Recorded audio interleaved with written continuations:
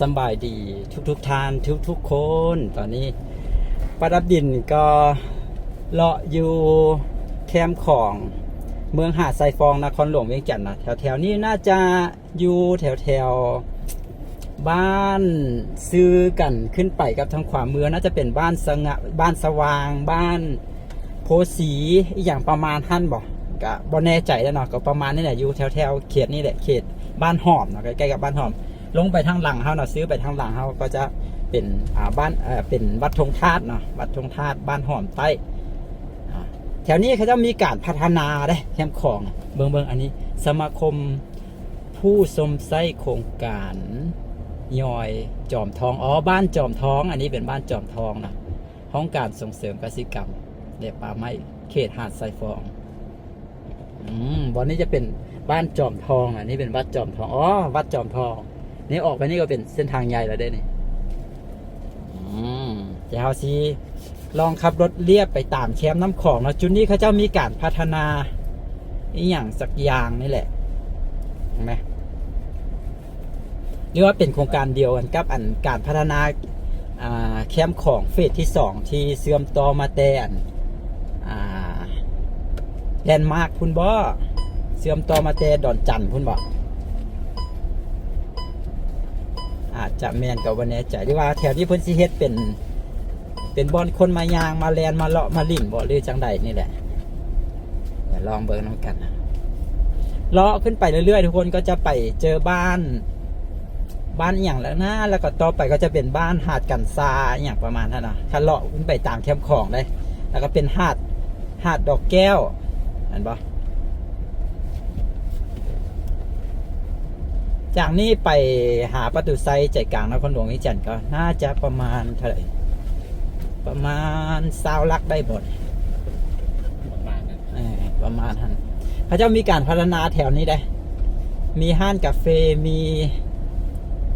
ห้านอย่างต่างๆนายังมีงัวมีอย่างนะมาว่ะมาได้นะเขาจะเอาให้คนขี่ได้นะแล้วก็แถวนี้มีห้านข้าวปุ้นเจ้าขิงแซ่บๆเนาะบ้านหอมแน่นอนจะได้ขึ้นซื้อเรื่องข้าวปุ้นเจ้าขิงข้าวปุ้นเจ้าขิงพวกเขาก็มากินข้าวปุ้นเจ้าขิงกำลังสิกลับไปเล่นใส่ทางพุ่นก็จะเป็นหนองคายประเทศไทยเนาะจังหวัดหนองคายประเทศไทยเขาจะมีตัวอยากขี่อยู่แต่สงสารมันให้ขี่วะเนี่ยน่าจะบริการให้ขี่เขาจะเอาใส่รถมาได้นี่เนาะนี่เป็นห้างกาแฟน่าจะเป็นคาเฟ่มาสุดได้ยังมาทันแล้วเด้คาเฟ่บีย่องคาเฟ่บอกตัวมาทุกคนหลายโตเลยเนี่ยหลายโตเลย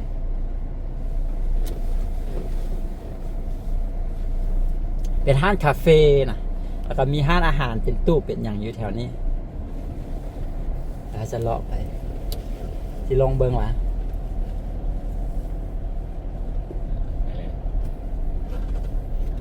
นี่ก็เป็นห้างชุดแรกก็มากินอยู่นี่ก็จะลงมันเนี่ยนะบางท่านก็จะเป็นห้างคาเฟ่นะมีคนมานั่งหลายได้ทางหน้ามันโฮมต้นไม้นะเป็นห้างคาเฟ่แล้วก็มีเป็นห้องแอร์นะบ่อยู่ในห้างประมาณนั้นเลยแล้วก็มีโฮมต้นไม้นี้เขาจะมานั่งหลายเลยมันเสาร์อาทิตย์นี้มีคนมาหลายบ่มีโต๊ะว่างเลยมาเทือนหนึ่งแล้วมากับเบาเสียงห้างใหม่เนาะเขาเจ้าก็เปิดมาได้สักพักหนึ่งแล้วแหละเขาคอยไปเอาเดี๋ยวฟุ้นสิไปแต่นั้นเสร็จเขาเพราะวันนี้มันก็มีทางเข้ามานะก็สามารถออกไปหาทางใหญ่ก็จะเข้ามานี่โดยตรงเลยครับอยู่ในห้างกาแฟครับช่วงที่นครหลวงวิจันทร์อากาศเย็นๆสินะมานั่งแบบบ่ฮ้อนหลายสิก็คักเลยแหละต่อไปนี้อาจจะเป็นอีกกันไฮไลท์หนึ่งเลยยูนนครหลวงวิจันทร์แน่นแท้เนี่ยเบื้องฝั่งนั้นน้ำมันบ่ไหลมันก็เลยว่ากลายเป็นว่าดอนตัวนี้เป็นของประเทศไทยขณะมันมีน้ำไหลไปเป็นสายทั้งพวกนี้ดอนนี้มันจะเป็นประเทศลาวเพราะน้ำมันมาเลือกอยู่ทางนี้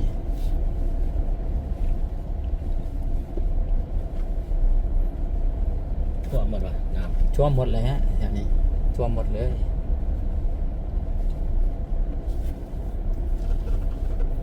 ก่อนที่จะฮอดบ้านหาดกันซามันเป็นบ้านอย่างบ้านึกซื้อบ่ออกเดี๋ยวเราจะลองเลาะขึ้นไปเรื่อยๆเด้รู้สึกว่าเพิ่นมาเกตแล้วก็เอาลักตัวนี้มาฝังลักอันประกันภัยนี่นะมาฝังใส่เขาจะเอามาทดลองขับรถ ไป ได้ เมืองสิไปได้ รถไฟฟ้านะ แม่น คิงอย่างสักอย่างโอ้นั่นตัวเป็นแบ้เนาะตัวแบ้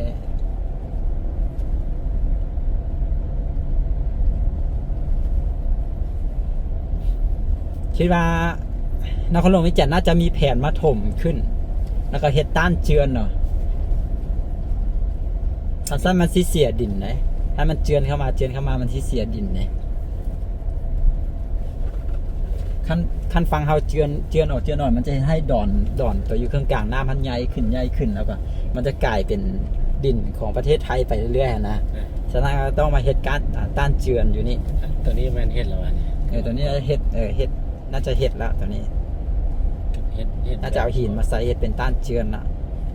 แต่ว่าบ่ได้ถมขึ้นมาสูงนะเฮ็ดเพราะว่าให้ดินมันเจือนมาซื่อๆนะแต่ว่าบ่ได้เฮ็ดเพื่อป้องกันน้ำท่วมตัวคันคูป้องกันน้ำท่วมแท้จะเป็นเข้าไปพุ่นนะเป็นทางขวามือเท่าในพุ่นเป็นตัวเส้นทางพุ่น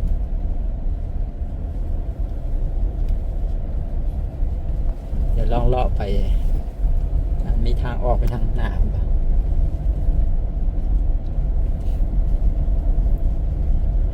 น้ำบนไหลนี่น้ำบนไหลแล้วไหลอยู่อาจจะไหลน้อยนะน่าจะไหลอยู่นะไปหันมันแบบ ไหลเยอะ ไหลอยู่จะไหลน้ น้ อ อย ยหนึงไงดอนบางใหญ่เนาะ ไหลอยู่นี่เพิ่นดูดเอาทรายนะคน โอ้ น้ำคลองนี่ก็ สาย เป็นแรงกำเนิดทรายมหาศาลเนาะทั้งฝั่งไทยทั้งฝั่งลาวพากันดูดเอาทรายบ่แม่นน้อยๆดูดเอาทรายไปขายอ๋อนี่เป็นทางเข้ามาบ่อทรายเขาเจ้าว่าน่าจะแม่นเลยบ่อหินบ่อทราย ไปบ่ได้แล้วบัดนี้ น่าจะไปบ่ได้ บ่ได้สิได้กลับ ขึ้นไปเทิงหันอันบอนอันหาดดอกอันยังหาดดอกแก้วหันแหงเป็นบ่อทรายใหญ่สุดอยู่นี่แท้นะแต่กันว่าเขาสร้างลงไปทางหันออกไปได้แต่ว่าเขาเจ้าน่าจะบอกให้ไปเป็นส่วนที่พื้นที่ส่วนบุคคลนะเขาเจ้าก็เอานี่มาตันไว้เดี๋ยวเขากลับออกไปอ๋อความจริงเขาเจ้าก็เฮ็ดเป็นทางยางดีดักนะเขาเจ้าก็เอาอย่างก็เอาดินจี้เอาอย่างมาปูเฮ็ดเป็นทางยางดีดักให้คนมายางมาเล่นออกกำลังกายได้นะในอนาคตเพิ่นคงจะถมขึ้นมาแล้วเฮ็ดเป็นสวนสาธารณะนะแต่ว่าคณะสิเฮ็ดต้องได้ถมขึ้นเลยต้องได้ถมขึ้นสูงเลยแหละกันสั้นก็ยามน้ำหลายมาก็ช่วง เฮ็ดอันส่วนสาธารณะคักแล้วนี่ คักเพราะมันโค้งออกมาแบบนี้นะดิวมันได้ สุดยอดเลยน่าจะเฮ็ดแหละ ในอนาคตมันต้องเฮ็ดอยู่แล้วจังไดก็ ประจำเมือง แต่ว่าบ่ฮู้ว่าสิยามใดล่ะเป็นของเมืองหาดไซฟองสินะ น่าจะมีแพทย์แล้วนะมันมี เห็นบ่เด้ พอขนาดเฮาบ่เฮ็ดต้านเจือนน่ะเห็นบ่น้ำมันสิทางไปใส่พุ่นเราเฮ็ดให้แบบมันเจือนเข้าเห็นบ่ทางดอนตัวนี้ดอนชื่อว่าดอนอิหยังก็ทาบักอีหยังแล้วก็ทาบักเฟือง ดอนทาบักเฟืองตัวนี้นะเห็นให้บ่เขาเจ้าก็เป็นดอนออกมากว้างออกมามันเลยกลายเป็นดินของประเทศไทยไปได้คันเฮาบ่มาเฮ็ดต้านเจือนนี่เพิ่นก็เลยมาเฮ็ดต้านเจือนน่ะบ่ให้มันเจือนเข้าไปอีกนะบ่ให้น้ำเซาะเข้าไปอีกแบบนี้ มันกว้างเนาะวันนี้เนาะ เพราะปกติด้วยทั่วไปแล้วเนาะก็คือตามสัญญาคือว่าสัญญาอย่างเกาะระหว่างไทยกับฝรั่งเศสที่เคยสัญญากันไว้อะนะก็คือเกาะดอนที่อยู่กลางน้ำของนั้นก็จะขึ้นเป็นประเทศลาวเนาะแต่ว่ามันก็จะมีบางดอนบางเกาะอาจจะเป็นกรณีที่ว่าดอนตัวนั้นนะคือตัวอย่างดอนตัวนี้เนาะดอนทาบักเฟืองนี่นะน้ำมันมาไหลฝั่งนี้หลายเนาะมาไหลอยู่เบื้องฝั่งลาวหลาย แล้วก็บอลเลิกของน้ำมันมาอยู่ฝั่งนี้เนาะมันเลยกลายเป็นว่าดอนนั้นก็เลยกลายเป็นไปขึ้นทางประเทศไทยเนาะ โดยปกติตัวอย่างว่าในนครหลวงใกล้ๆนครหลวงเวียงจันทน์เขาก็จะมีดอนหมากโมดอนซิงซูดอนอหย่างสิ่งนั้นก็จะเป็นของประเทศลาวหมดเลยแถวนี้น่าจะเป็นอำเภอท่าบ่อวะถ้าว่าไปว่าผิดนะจังหวัดหนองคายประเทศไทยนะ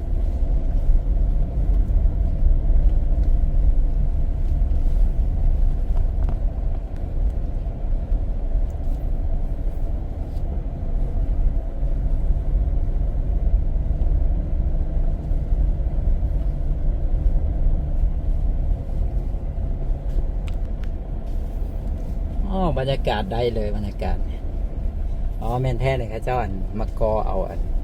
อันนั้นมะกอต้านเจือนเนี่ยบ่ให้ เห็นแล้วนะ ตอนนี้เวลานี่ว่าเป็นคันดินซื้อ ก่อนแล้วแถวเลย ๆแล้วก็กอดีดักเขาจะมานั่งหลายคน ครับเนาะอมไม้ธรรมชาติเลยสุดยอดเลย ขั้นทางนี้ปูยางอีกเนาะยังสิครับ ซื้อห้านเนี่ยวันนี้ ซื้อห้านี่อย่างเนาะ คนมาไล่เติมเหี่ยวนี่เนาะ เอารู้สึกว่ามันออกมาได้แบบวันนี้ได้จังเลย ได้อยู่ที่มาได้มา มันต้องไปออกอยู่พุ่นเลย ไม่มา สุดแล้วมาก็ไปออกอยู่พุ่น เออ ถ้าจิวผิดนะไปออกอยู่บอนวัด คือมันมีตัวหนึ่งตัดมาได้ มีทางออกไปนี่อยู่แต่ว่ามันทางแคบ โอเคก็นี่มา ขี่มาบ่นี่ โอ้ สงสารมัน อ่า คือว่าตัวน้อยเนาะเหมือนบ่แม่นพันธุ์ใหญ่อะนะอันนี้มันบ้านจอมทองคือกันยังจะมีเฮือนแบบ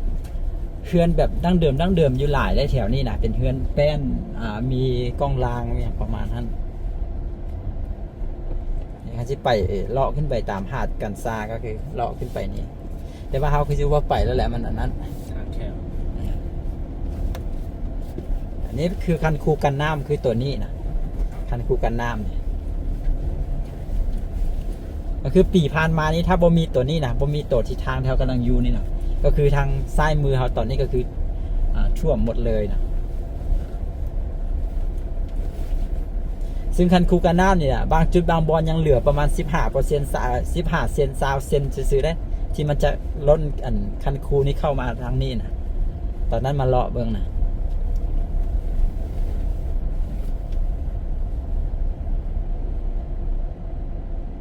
เมื่อกี้นี่ยังบ่แม่นวัดจอมทองเมื่อกี้นี่ ซื้อเลย ซื้อออกไปบ่แม่นทางใหญ่เที่ยวนะแม่นแล้วนะความจริงถ้าเฮาออกไปเมื่อกี้นี่เนี่ยมันจะเป็นทางอันปูคอนกรีตออกไปว่าฮะทางนี้มันทางบ่ปูคอนกรีตมีหอมปูคอนกรีตหรือหลายหอมอยู่แถวนี้ก็แต่หอมนี้ยังบ่ทันได้ปู โอ้มีบัตรแล้วเนี่ย โอ้กำแพงวัดว่ะ แมน โอ้เฮ็ดคักเนาะ แบบนี้เลยหินใส่ กำแพงวัดเพิ่นเอาหินมาก่อเป็นกำแพงหินแต่เขาเจ้าก็เทเสาอหย่างที่หลักเลยบ่แม่นว่าเอามาก่อซื่อๆเขาจะเอามาติดประดับอะนะงามเลยเนี่ยวัดจอมทองนั่นแหละแต่ว่าเมื่อกี้เนี่ยเราเห็นอยู่ทางพุ่นเนี่ยบ่แม่นวัดจอมทองอันอีกวัดหนึ่งนี่คาเฟ่คาร่าคาเฟ่ชื่อว่าคาร่าคาเฟ่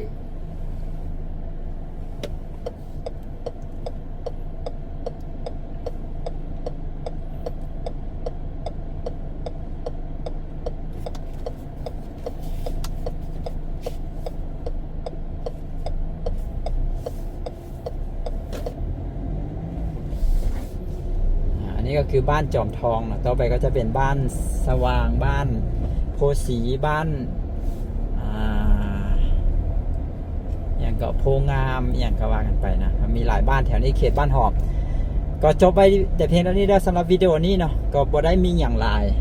ที่ว่าสิเลาะขึ้นไปตามเข้มของเรื่อยๆแต่ว่าเลาะขึ้นไปบ่ได้เลาะได้แต่ที่ทุกคนเห็นนั่นแหละแถวนี้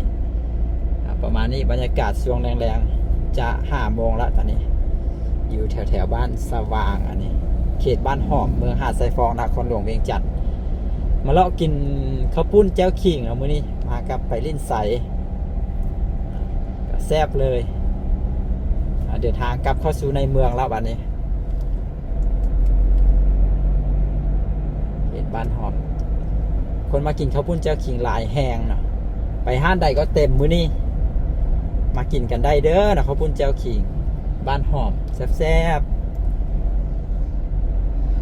เอาล่ะจบไว้แต่เพียงเท่านี้เด้อสบายดี